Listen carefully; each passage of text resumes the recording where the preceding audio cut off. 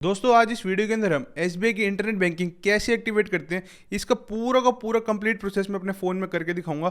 आपके साइड में प्ले हो जाएगा, आप देख लेना। इजीली स्टेप बाय स्टेप आप फॉलो करोगे तो इजीली आपकी इंटरनेट बैंकिंग एक्टिवेट हो जाएगी।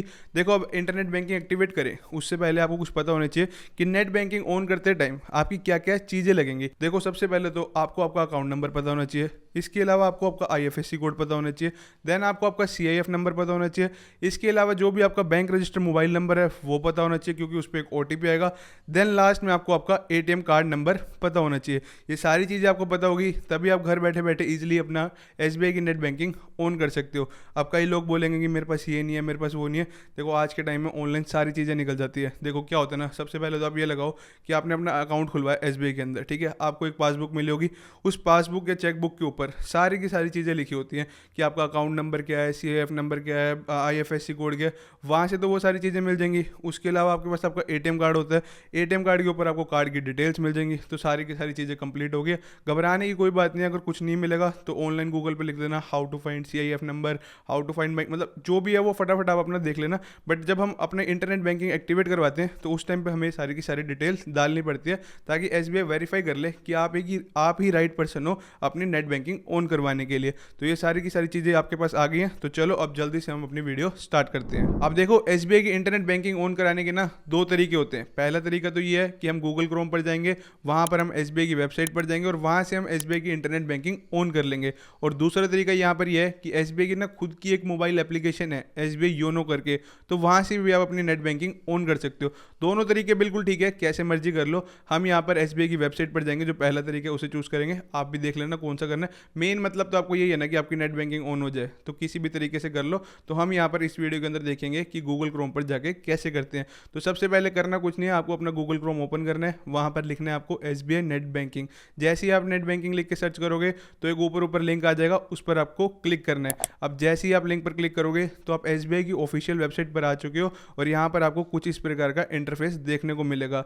देन यहाँ पर आपके पास ऑप्शन है ऊपर ऊपर कंटिन्यू टू लॉगिन का। अब आपको इस पर क्लिक करना है। जैसे ही आप कंटिन्यू टू लॉगिन के ऑप्शन पर क्लिक करोगे उसके बाद यहाँ पर आपसे पूछा गया आपका यूजर नेम पासवर्ड। देखो, हमें अपना यूजर नेम पासवर्ड सब कुछ बनाना है, क्योंकि हमें अभी तक एसबीआई नेट बैंकिंग एनरोल किया नहीं। तो हम एक न्यू यूज़र है, तो हमें देखो आपके पास नीचे ना एक ऑप्शन होगा न्यू यूज़र का। तो बेसिकली यहाँ पर आपको न्यू यूज़र वाले ऑप्शन पर क्लिक करना है। अब जैसे ही आप न्यू यूज़र वाले ऑप्शन पर क्लिक करोगे तो यहाँ पर आपके सामने एक नोटिफिकेशन आएगी। देखो इसके अंदर क्या लिखा हुआ है, इसमें लिखा हुआ है if you have already obtain pre printed kit from the branch. देखो, कई लोग ना जैसे ब्रांच जाके अपना अकाउंट खुलवाते हैं तो वहाँ पर साथ साथ ही नेट बैंकिंग के लिए बोल देते हैं, तो वहीं पर आपको यूज़र नेम और पासवर्ड मिल जाता है। अगर आपको उसी टाइम यूज़र नेम और पासवर्ड मिल गया तब तो आपको ये सारे प्रोसेस करने की जरूरत नहीं है। डायरेक्ट अपना यूज़र नेम और पासवर्ड डालो, आपकी इंटरनेट बैंकिंग ऑन हो जाएगी। बट क्या होता है, बहुत से लोग ऑनलाइन अकाउंट खुलवाते हैं तो उस टाइम पर उनकी नेट बैंकिंग ऑन नहीं होती। किसी ने ऑफलाइन भी खुलवाया हो बट वो कई बार बोलते नहीं कि अपनी नेट बैंकिंग ऑन कर दो, तो सारा का सारा यहीं पे हो जाएगा। तो सिंपली यहाँ पर आपको कुछ नहीं करना, तो सिंपली यहाँ पर आपको ओके के ऑप्शन पर क्लिक करना है।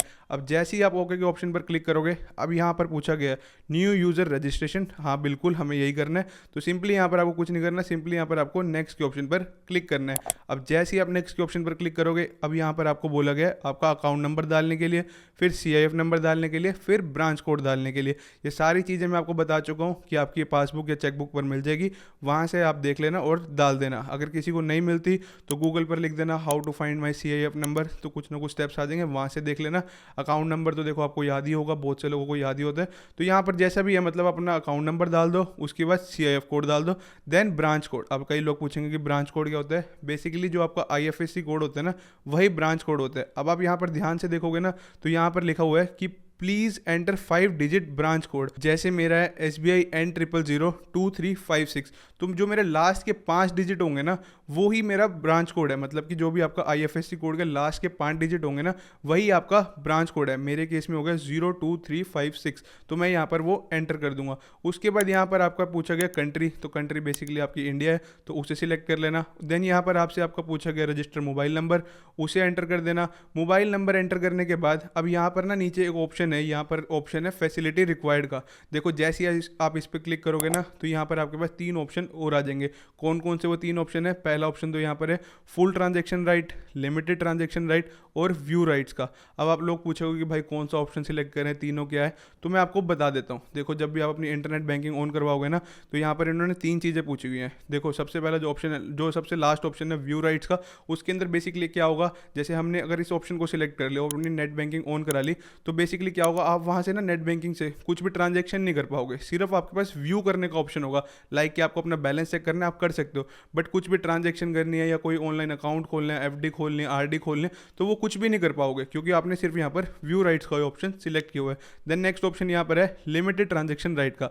अब लिमिटेड ट्रांजेक्शन के अंदर क्या होगा, कुछ ना कुछ आपके पास पावर आ जाएगी, सारी की सारी पावर नहीं आएगी, सारी की सारी पावर फुल ट्रांजेक्शन राइट के अंदर है। जैसे लिमिटेड ट्रांजेक्शन राइट के अंदर क्या होगी कि मान लो आपने अपना अकाउंट खोला बट ट्रांजेक्शन नहीं कर पा रहे, कुछ ना कुछ पावर तो आ गई बट सारी पावर नहीं। फुल ट्रांजेक्शन के अंदर क्या है, सारी की सारी पावर आ जाएगी। आप अपना एफडी अकाउंट खोलो, आरडी अकाउंट खोलो, किसी को पैसे भेजो, मतलब बैंकिंग की जितनी भी फैसिलिटी एसबीआई प्रोवाइड करता है ना, वो आप फुल ट्रांजेक्शन राइट के अंदर अवेल कर सकते हो। तो बेसिकली हमें यहाँ पर फुल ट्रांजेक्शन राइट के ऑप्शन को सिलेक्ट करना है। अब ऑप्शन सिलेक्ट करने के बाद नीचे यहाँ पर आपको बोला गया है कि आपको सेम कैप्चा कोड यहाँ पर फिल करना है, जो भी बॉक्स के अंदर लेटर्स है ना, वही सेम की सेम यहाँ पर आपको फिल करने हैं। तो कैप्चा कोड डालने के बाद सिंपली यहाँ पर आपको सबमिट के ऑप्शन पर क्लिक करना है। अब जैसे ही आप सबमिट के ऑप्शन पर क्लिक करोगे, उसके बाद यहाँ पर आपसे आपका OTP पूछा गया। अब आपके फ़ोन पे बेसिकली एक OTP आएगा, तो सिंपली यहाँ पर आपको उसको एंटर करना है, देन कन्फर्म के ऑप्शन पर क्लिक करना है। अब कंफर्म करने के बाद यहाँ पर आपके पास 2 ऑप्शन आ रहे हैं। पहला ऑप्शन है I have my ATM card, दूसरा ऑप्शन है I do not have my ATM card. देखो अगर आपके पास ATM कार्ड है तभी आप ऑनलाइन इंटरनेट बैंकिंग एक्टिवेट कर सकते हो, अगर नहीं है तो यहाँ पर आपको ब्रांच जाना पड़ेगा। देखो मैं फिजिकल कार्ड की बात नहीं कर रहा, अगर आपके पास फोटो है तब भी चलेगा। बेसिकली कार्ड नंबर CVV आपको पता होना चाहिए। तो देखो अगर ATM कार्ड है, हमारे पास तो है पड़ा, तो हम इस ऑप्शन को सिलेक्ट कर लेंगे, देन सबमिट के ऑप्शन पर क्लिक कर देंगे। अब जैसे ही हम सबमिट के ऑप्शन पर क्लिक करेंगे तो यहाँ पर हमारा ATM कार्ड नंबर आ रहा है, उसको सिलेक्ट कर लेना है, देन कन्फर्म के ऑप्शन पर क्लिक कर देना है। अब कंफर्म करने के बाद यहाँ पर हमसे हमारी कार्ड डिटेल्स पूछी गई हैं, तो बेसिकली जो भी हमारी ATM कार्ड की डिटेल्स हैं हम फटाफट उसे एंटर कर देते हैं। लाइक आपकी एक्सपायरी डेट क्या है, CVV क्या है, कार्ड होल्डर नेम क्या है, पिन क्या है। आपको यहाँ पर आपका ATM का पिन भी डालना पड़ेगा, तो घबराना मत, कहीं सोचो कि पिन डालना है, तो यहाँ पर आपको पिन भी डालना पड़ेगा। ये सारी डिटेल्स डालने के बाद नीचे हम अपना कैप्चा कोड फिल कर देंगे, देन प्रोसीड के ऑप्शन पर क्लिक कर देंगे। अब जैसे ही हम प्रोसीड के ऑप्शन पर क्लिक करेंगे, अब यहाँ पर बोला गया है कि आपको अपना ना एक यूज़र नेम बनाना है। अब जैसे आप अपनी फेसबुक इंस्टा पर एक यूज़र नेम बनाते हो ना, सिमिलरली यहाँ पर आपको SBI की नेट बैंकिंग के लिए भी अपना एक यूज़र नेम बनाना है। अब कई लोग बोलेंगे कि भाई यूज़र नेम कैसे बनाए, तो देखो यूज़र नेम आप कुछ भी बना सकते हो। लाइक जैसे मेरा नाम पुलकित है, तो मैं यहाँ पर पुलकित 1 2 3 4 कुछ भी बना सकता हूँ। देखो यूज़र नेम बनाने का ना क्राइटेरिया है, जैसे आपका जैसे अल्फ़ाबेट भी होना चाहिए, नंबर भी होना चाहिए, स्पेशल करेक्टर नहीं होने चाहिए। अब स्पेशल करेक्टर कैसे, जैसे @ बीच में लगा दिया, ये सारी चीज़ें नहीं चलेंगी। आपका सिर्फ नंबर और अल्फ़ाबेट होना चाहिए, जैसे पुलकित 1 2 3 4। तो ये आप एक यूज़र नेम, मतलब मैं अपना बना रहा हूँ, आप अपने अकॉर्डिंगली देख लेना। बट यूज़र नेम जब भी आप बनाओगे ना, तो एक चीज़ का ध्यान यहाँ पर आपको ये रखना है कि कम से कम जो आपका यूज़र नेम है ना, वो 8 करेक्टर का होना चाहिए, और ज़्यादा से ज़्यादा वो 20 करेक्टर का हो सकता है। तो आप अपने अकॉर्डिंगली देख लेना, बीच में स्पेशल करेक्टर ऐड नहीं करने। एग्जाम्पल के लिए स्क्रीन पर मैंने आपको यूज़र नेम दिखा दिया, आप अपने अकॉर्डिंग भी बना सकते हैं। एक चीज़ और याद रखना, जैसे आपने अपना यूज़र नेम बना लिया ना, लाइफ टाइम के लिए आपका वही यूज़र नेम रहेगा, आप इसे चेंज नहीं कर सकते। तो थोड़ा सोच समझ के बनाना, ताकि आपको लाइफ टाइम तक भी याद रहे। उसके अलावा यहाँ पर आपने जैसे अपना यूज़र नेम बना लिया, जैसे आप यूज़र नेम अपना डालोगे तो नीचे लिखा आ जाएगा user name is available. Available होगा तभी लिखा आएगा, तो आप इसको अपना यूज़र नेम बना सकते हो। देन उसके बाद यहाँ पर आपको अपनी चेकबॉक्स को टिक करना है। चेकबॉक्स को टिक करने के बाद यहाँ पर लिखा हुआ है न्यू लॉगिन पासवर्ड। अब बेसिकली यहाँ पर आपको अपना पासवर्ड बनाना है। अब पासवर्ड में भी आपको ये याद रखना है कि जो आपका पासवर्ड है वो कम से कम 8 करेक्टर का होना चाहिए, ज़्यादा से ज़्यादा 20 करेक्टर का हो सकता है। इसके अंदर आपको आपके अल्फ़ाबेट भी यूज़ करने हैं, नंबर भी यूज़ करने हैं, और स्पेशल करेक्टर भी यूज़ करने हैं। तीनों के कॉम्बिनेशन से आपको पासवर्ड बनाना है, ताकि आप एक स्ट्रॉन्ग पासवर्ड बनाओ। ऐसे ना हो कि कमज़ोर सा बना दिया, कोई भी आपकी नेट बैंकिंग यूज़ कर रहा है, कमज़ोर सा पासवर्ड दे उठाएगा भी नहीं। तो थोड़ा आपको स्ट्रॉन्ग पासवर्ड बनाना पड़ेगा अपने हिसाब से। मैं स्क्रीन पर दिखा भी देता हूँ कि कॉम्बिनेशन कैसे है। कम से कम आपके 8 करेक्टर होने चाहिए, बीच में आपका स्पेशल स्पेशल कैरेक्टर भी आने चाहिए, @ एक्स्ट्रिक वगैरह, और इसके अलावा आपके नंबर भी होने चाहिए। एक चीज़ और याद रखना, लाइक कि मैंने पुलकित लिखा है, पुलकित का P कैपिटल है और आप पासवर्ड में डाल दो स्मॉल, मतलब जैसे अभी आपने पासवर्ड में P कैपिटल के साथ बना दिया बट बाद में आप P स्मॉल के साथ बनाओ, तो वो दोनों अलग अलग कंसिडर होंगे क्योंकि ये केस सेंसिटिव भी है, तो इस चीज़ का भी थोड़ा ध्यान रखना। तो पासवर्ड आप अपने अकॉर्डिंगली एक मजबूत सा बना लेना। अब पासवर्ड बनाने के बाद सिमिलरली वही सेम पासवर्ड आपको कंफर्म लॉगिन पासवर्ड में डालना है, देन सबमिट के ऑप्शन पर क्लिक करना है। अब जैसे ही आप सबमिट के ऑप्शन पर क्लिक करोगे, यहाँ पर लिखा आ गया successfully register for internet banking. अभी यहाँ पर आपका पूरा प्रोसेस कंप्लीट नहीं हुआ, कहीं आप भाग जो सक्सेसफुली लिखा आ गया, अभी एक प्रोसेस और रहता है, उसे भी फटाफट देख लो। सिंपली यहाँ पर आपको क्लोज के ऑप्शन पर क्लिक करना है। अब जैसे ही आप क्लोज के ऑप्शन पर क्लिक करोगे, उसके बाद आपके सामने कुछ इस तरीके का इंटरफेस आएगा। यहाँ पर बेसिकली आपको कंटिन्यू टू लॉग इन के ऑप्शन पर क्लिक करना है। अब देखो, अब लॉगिन करने के लिए हमें क्या क्या चाहिए, यूज़र नेम और पासवर्ड। अब दोनों चीज़ें हमारे पास आ गई हैं, तो हम फटाफट ये दोनों चीज़ें डाल देंगे। उसके बाद यहाँ पर आपको अपना कैप्चा कोड डालना है, जो भी कैरेक्टर्स नीचे दिख रहे हैं सेम वही कैरेक्टर्स आपको यहाँ पर डालने हैं। देन सिंपली यहाँ पर आपको लॉगिन के ऑप्शन पर क्लिक करना है। अब लॉगिन के ऑप्शन पर क्लिक करने के बाद अब यहाँ पर पासवर्ड पूछा गया, मतलब OTP आएगा आपके फ़ोन पे, तो वो यहाँ पर आपको डालना है। वन टाइम पासवर्ड पूछा गया, तो अब आपके फ़ोन पर एक OTP आएगा, तो सिंपली उसको एंटर करना है। देन सबमिट के ऑप्शन पर क्लिक करना है। अब जैसे ही आप सबमिट के ऑप्शन पर क्लिक करोगे, अब यहाँ पर बोला गया एंटर प्रोफाइल पासवर्ड। अब आप बोलोगे कि भाई ये प्रोफाइल पासवर्ड क्या है। देखो, जो भी हमने पीछे पासवर्ड बनाया था ना, वो बेसिकली लॉगिन पासवर्ड था, अब हमें प्रोफाइल पासवर्ड बनाना है। देखो, दोनों के बीच में डिफरेंस क्या होता है। जैसे आप अपना जैसे आपका जो फ़ोन का पासवर्ड है वो बेसिकली आपका लॉगिन पासवर्ड हो गया, मतलब आप अपने फ़ोन में घुस रहे हो तो यहाँ पर आपको अपना लॉगिन पासवर्ड डालना पड़ेगा। मान लो आपको किसी को पेमेंट करनी है, तो आपकी जो UPI का पासवर्ड अलग होता है ना, तो वो अलग होता है। वो बेसिकली जो ट्रांजैक्शन करने के लिए पासवर्ड हम UPI अपना पिन डालते हैं, तो वो अलग होता है। तो उसको ये समझो कि वो प्रोफाइल पासवर्ड हो गया, और जो फ़ोन का पासवर्ड है वो लॉगिन पासवर्ड हो गया।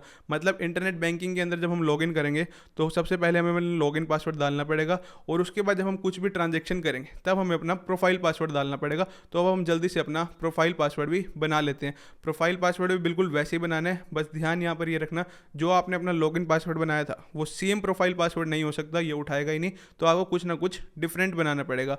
बनाने का प्रोसेस बिल्कुल सेम है, वही आपके कम से कम 8 कैरेक्टर हो सकते हैं, ज़्यादा से ज़्यादा 20 कैरेक्टर।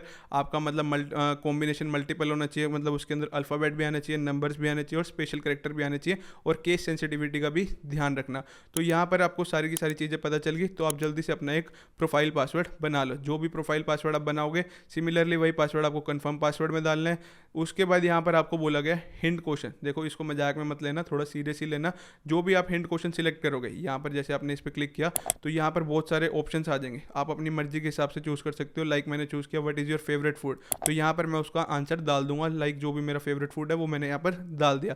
अब बेसिकली हिंट क्वेश्चन किस लिए काम आता है, कल को आप अपना पासवर्ड भूल जाओ तो रिकवरी के टाइम पर ये चीज़ें बहुत काम आती है, तो इसको थोड़ा सा सीरियसली लेना।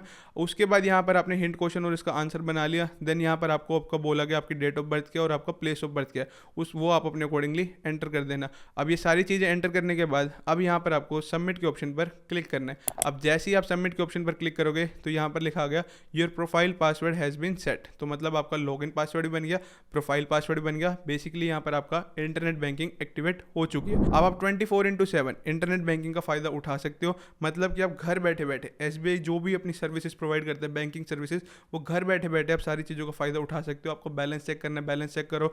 आपको अपना FD अकाउंट खोलना, खोल लो। आपको अपना डेबिट कार्ड ब्लॉक करना है, आपको डेबिट कार्ड नया मंगवाना है, मतलब जितने भी फीचर्स हैं ना बैंकिंग के, वो आप ऑनलाइन यहाँ पर इसका फ़ायदा उठा सकते हो इंटरनेट बैंकिंग के थ्रू। तो ये था पूरा का पूरा प्रोसेस। आई होप आपको ये वीडियो बहुत ज़्यादा इन्फॉर्मेटिव लगी होगी, तो प्लीज़ नीचे कमेंट सेक्शन में एक अच्छा सा कमेंट जरूर करना। बाकी मिलते हैं हम नेक्स्ट वीडियो में। Till then have a right path means focus path.